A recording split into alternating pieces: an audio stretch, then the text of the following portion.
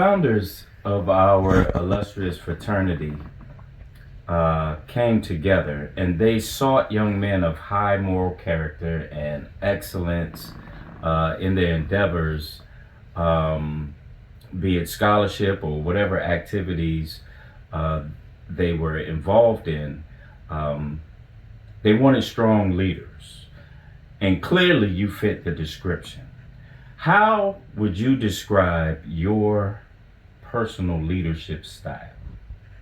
How would you describe your leadership style? Well, that's something I never thought of. I feel that I'm a strong leader. I feel that I'm knowledgeable, and before I get involved in something, I should try to make sure that I'm knowledgeable of that area, and that I'm able to influence people. Mm-hmm. Uh, and I think that's done by being knowledgeable and knowing what you're doing, Right. knowing the not only the topic of whatever you're working with, knowing it. Okay. Okay. Okay. This is a very important question right here. When you think of Omega and you think of an Omega man, what comes to your mind? First of all, I look at a mega man he's mentally strong. He has an interest. He's educated. He's a person that can assist others. He's a person that's not only is a leader, but he's also a follower. Leader and also follower. I like that. I like that. I really like the fact you said he's mentally strong. I love that right there. I love that right there. Our motto is friendship is essential to the soul. It's very powerful. How would you describe your friendships in Omega?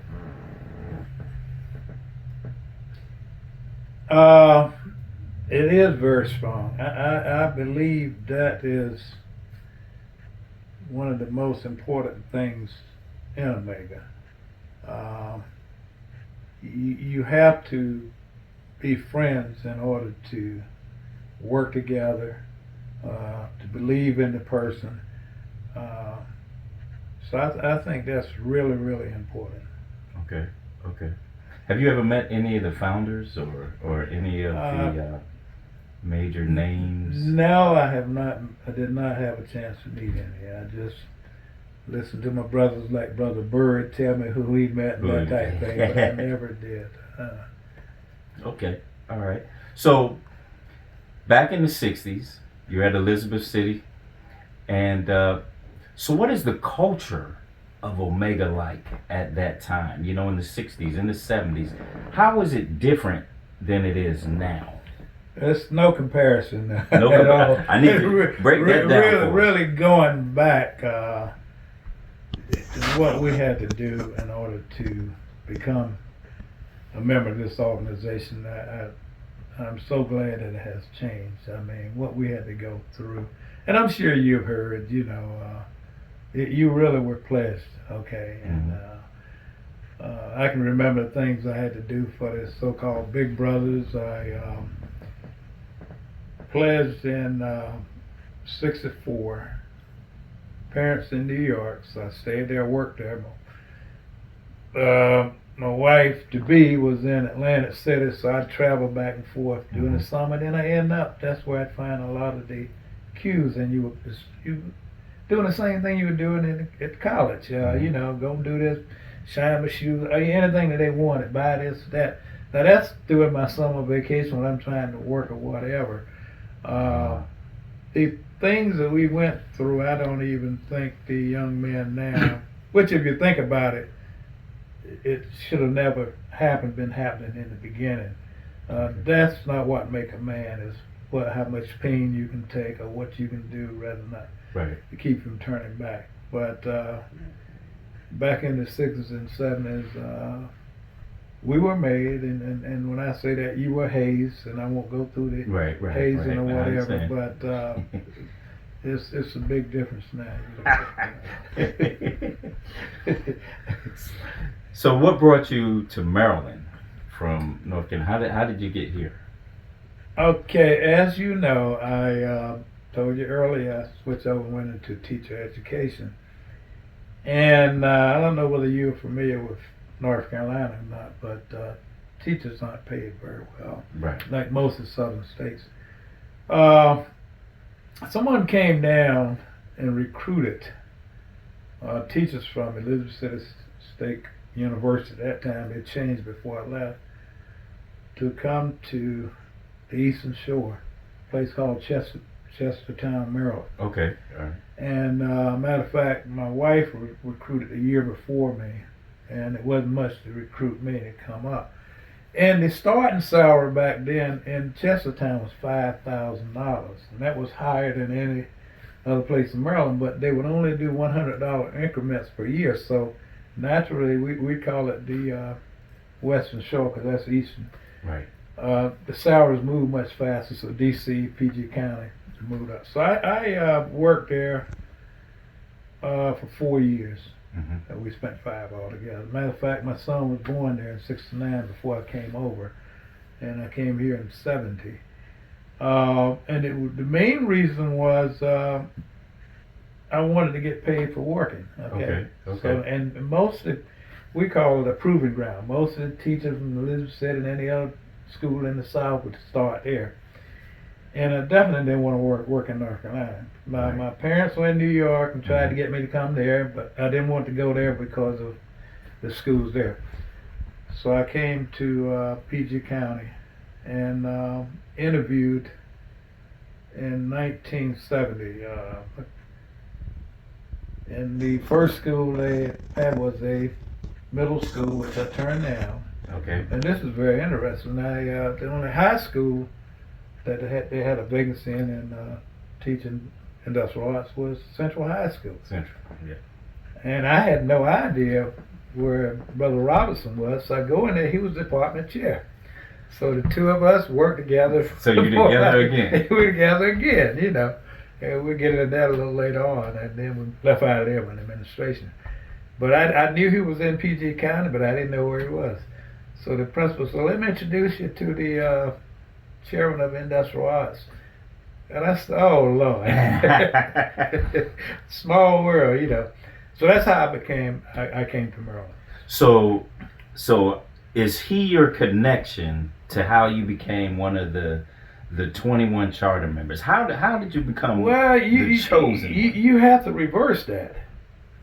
I'm the one that pushed and moved it. Now, okay, you got to give us the story. I'll give you a little story on that. Now, Robinson he came in '66 here, so he was at Central already. Okay. Okay, so when I got there, I met a lady called Miss McIntosh, and she told me her husband was a Q, Tim McIntosh. So we got together, and we started talking, and he chartered before, and we talked about PG, chartered in PG, he'd been in Alpha, Omega, Mu, Nu.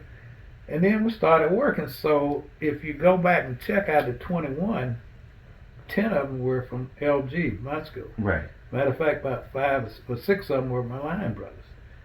So Robinson and I worked. So we pulled 10 out of there. Robinson moved in, but the actual people that worked most on the chart as far as recruiting was Brother McIntosh and myself. Wow. Okay, and so we ended up 10 from Elizabeth City. He had about 5. I did have it listed from NC, North Carolina Central, NCC. I recruited Gilmore because he was mine. When I moved into PG County, my first house in 1970, Brother Gilmore lived across the street from me. And I found out he attended Benedict and he was a brother, so we got to be pretty close. Okay. So then I stayed there 10 years and I moved here. 7 years later, Brother Gilmore moved across the street from me to Mala. He's there now. Wow. Okay, so I recruited him, and then you had the other guys from A&T, and Tim got North Carolina Central, 6 of those, and Gilmore was from Benedict. And we made up the 21. But no, the two key people that, as far as charting, was McIntosh and myself. Wow. Wow. Major jewels right there. Major jewels.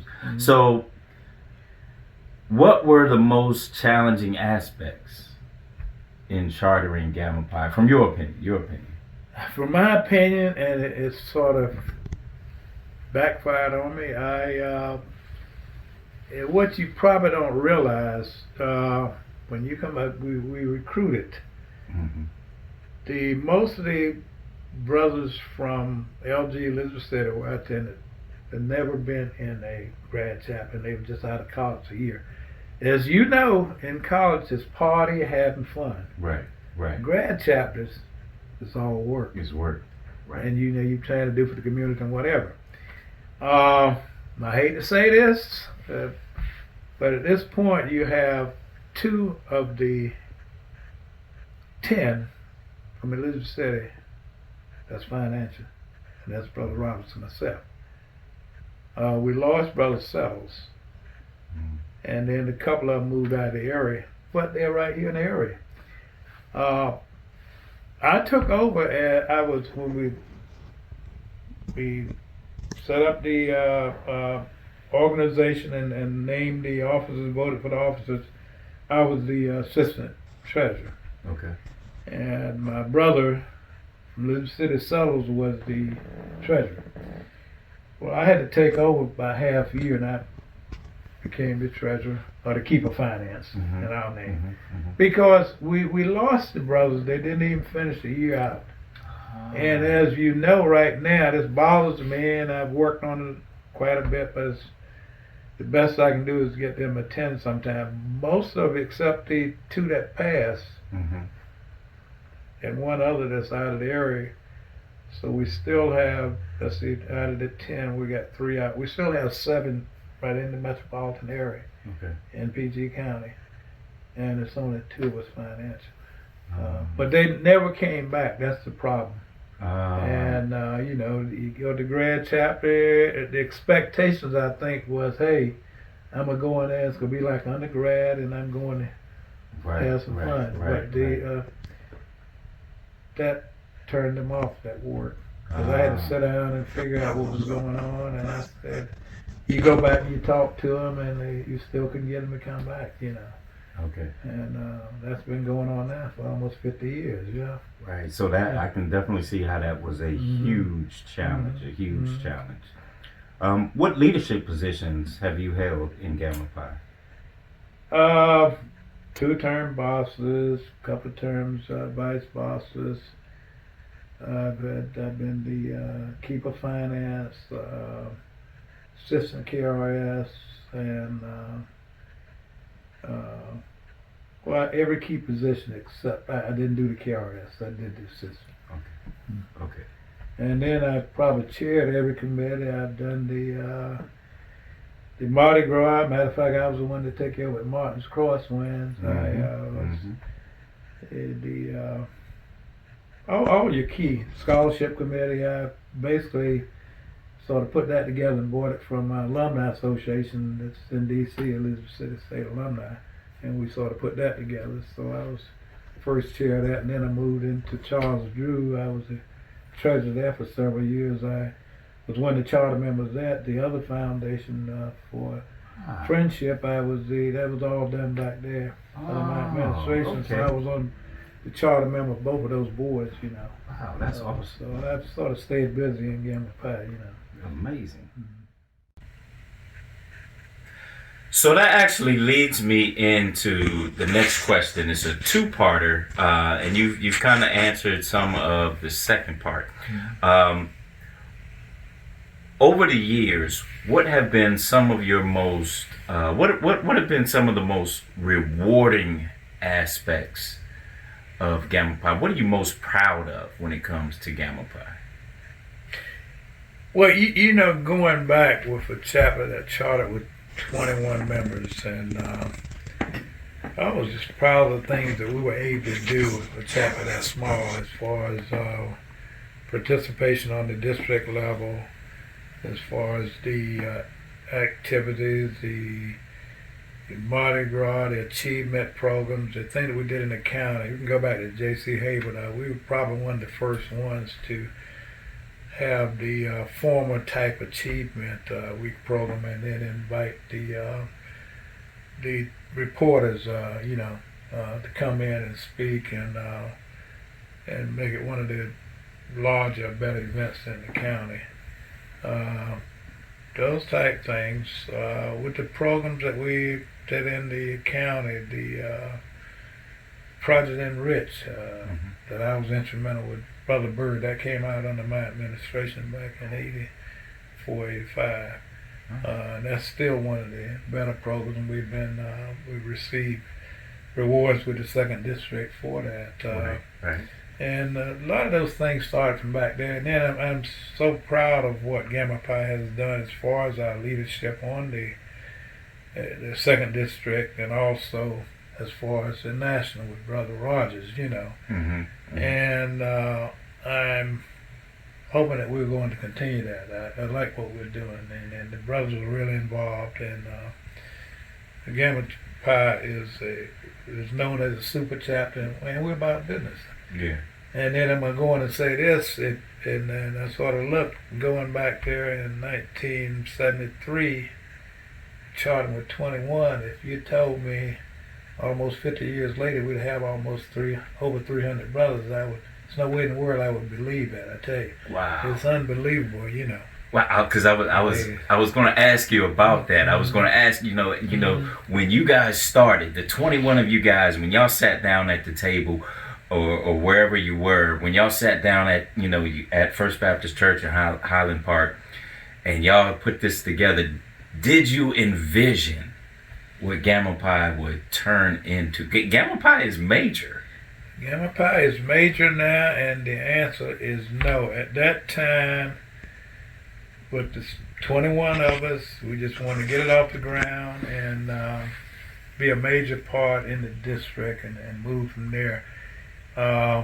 So, we looked at the other chapters, Alpha Omega, and at that time, I think, Mu Nu probably was a year before us, but, you had Mu Nu, you had Alpha Omega, and then you had the chapter Mu Rho and NAP. So we sort of looked at what those chapters were doing, and for chapter 21, we probably had more brothers attending than any other chapter, because we sort of traveled together and went to the district conferences and the conclaves, and more or less any way we could find out what Omega was about and what we should be doing, that type of thing, we were doing it.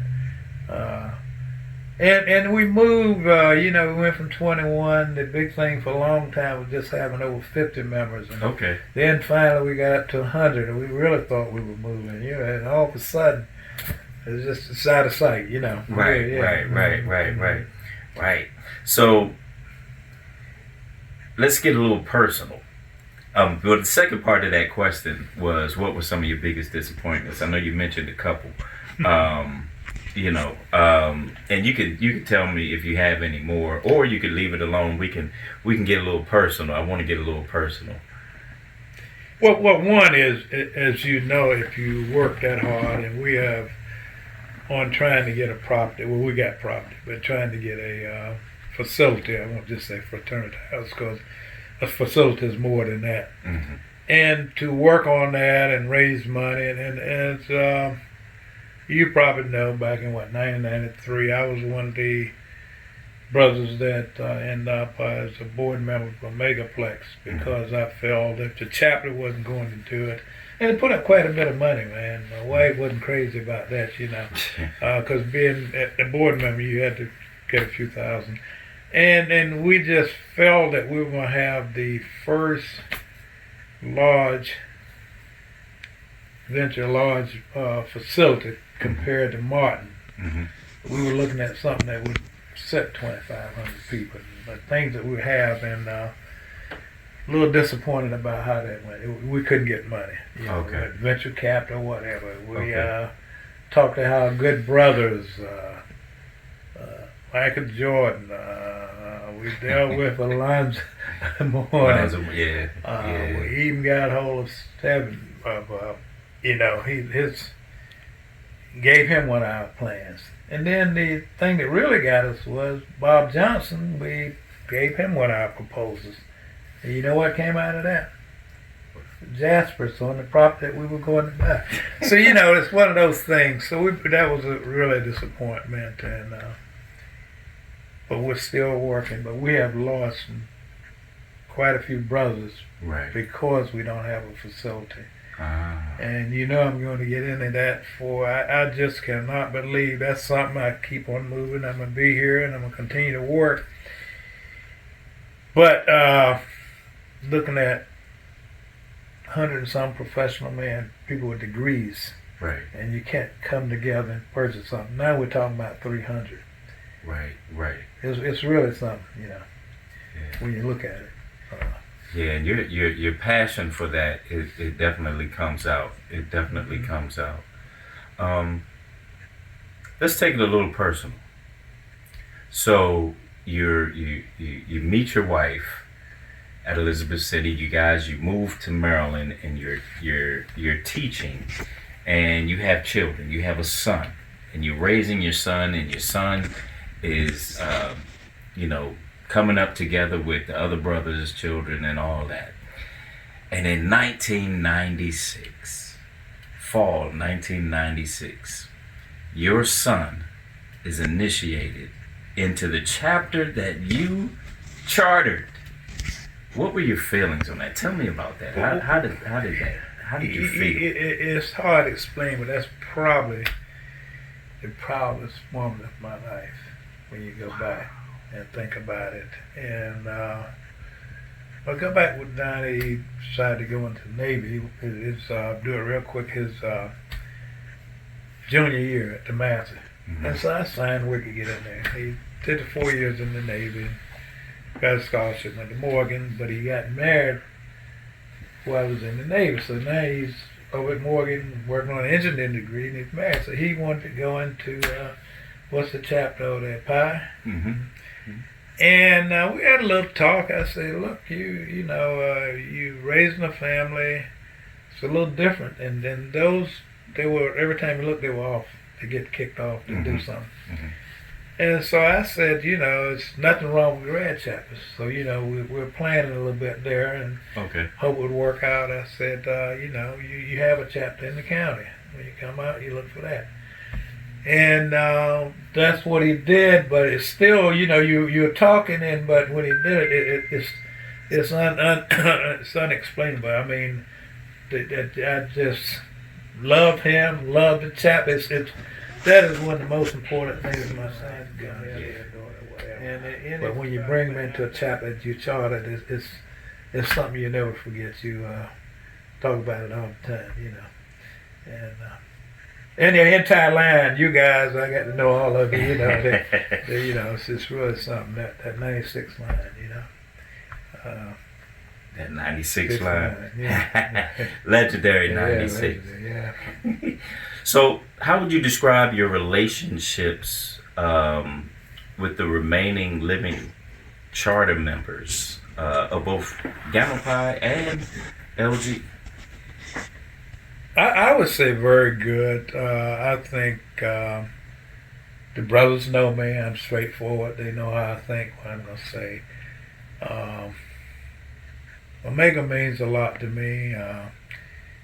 And I think it's an organization that brotherhood means something.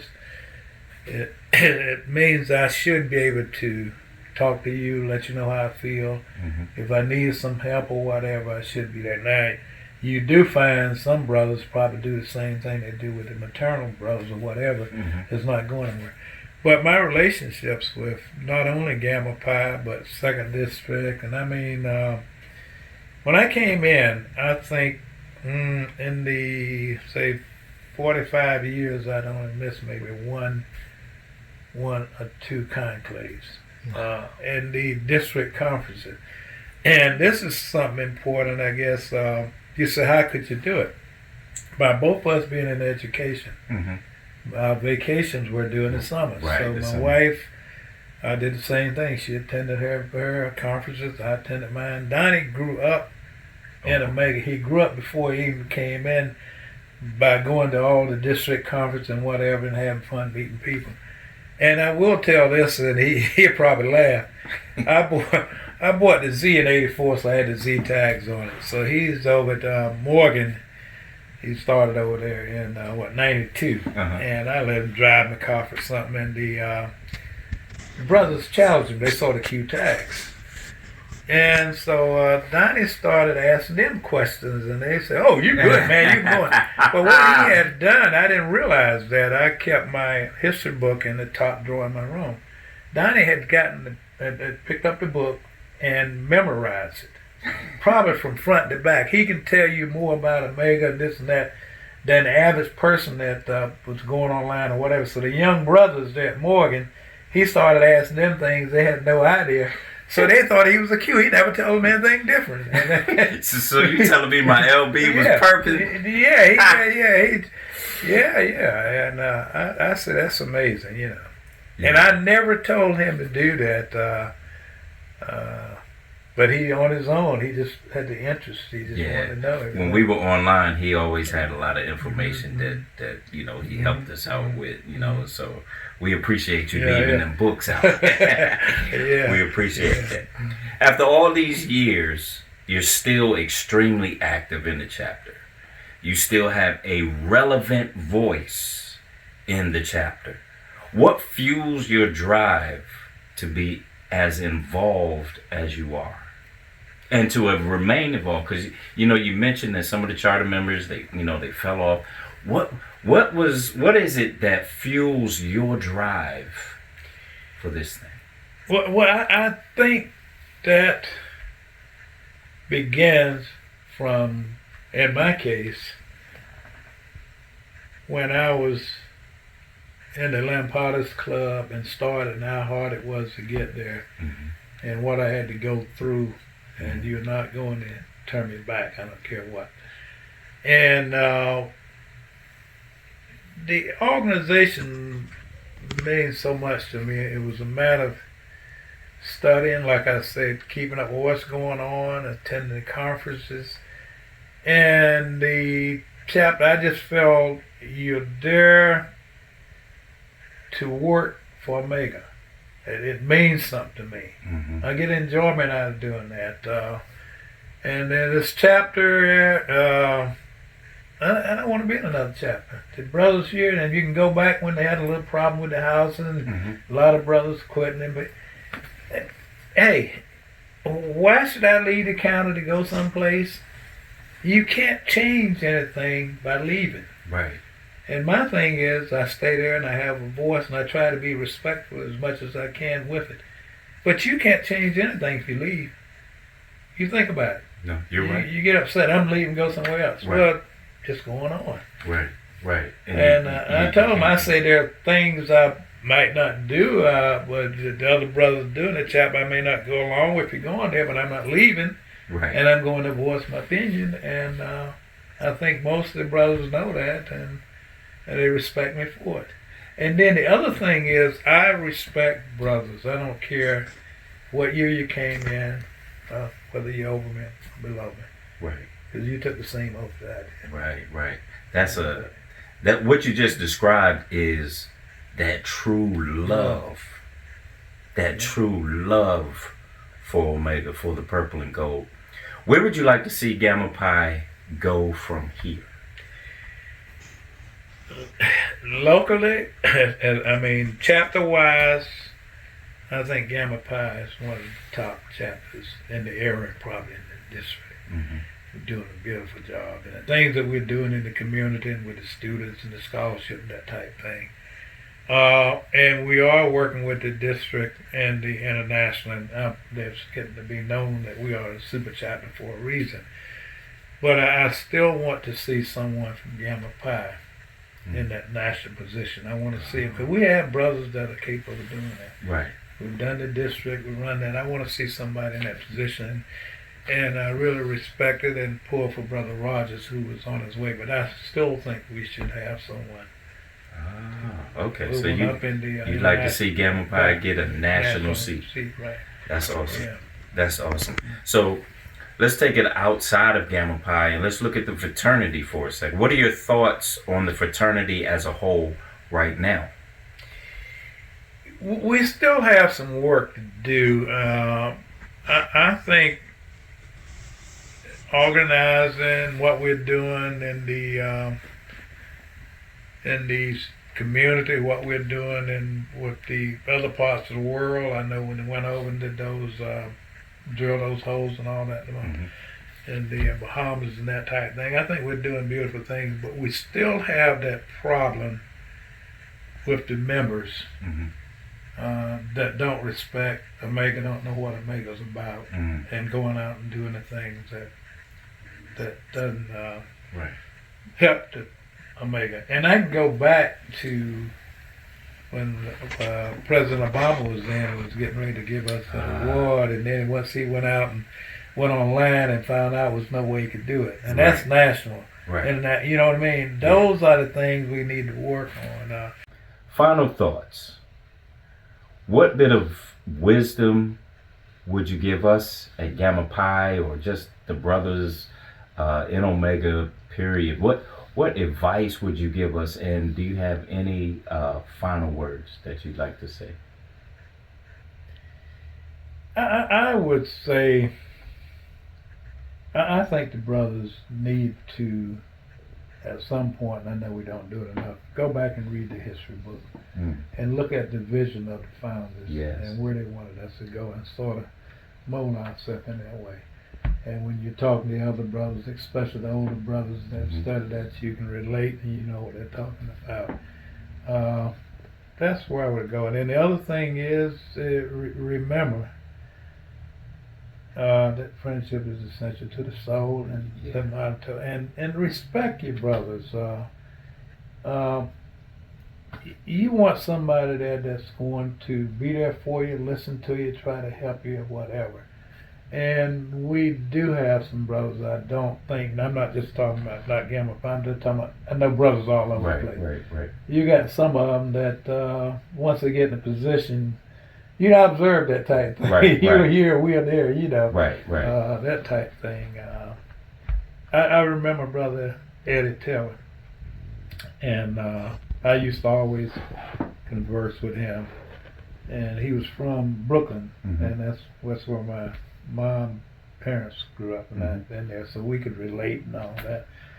And I knew him the first name and all that. You sit and eat with him, and he wasn't a founder, but he was a brother that was well respected, and they listened to him. So I was on a personal level with him, you know. I go to Brooklyn, I'd contact him, and went back to the funeral, that type of thing.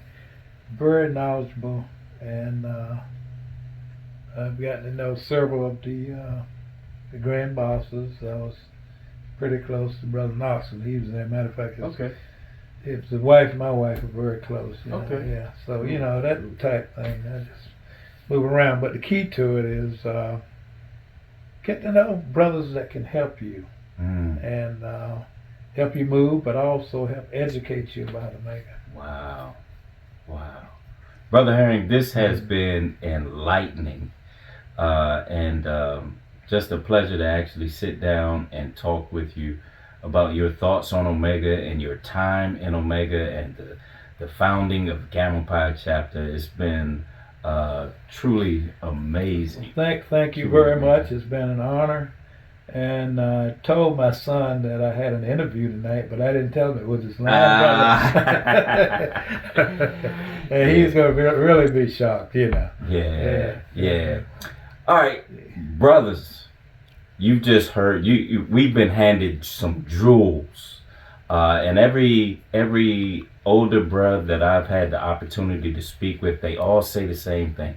Go back, read the history books. Remember what the founders wanted, and remember that friendship is essential to the soul. I'm Reggie Pickett. This is Brother Don Herring, and you have been watching QUE-versations.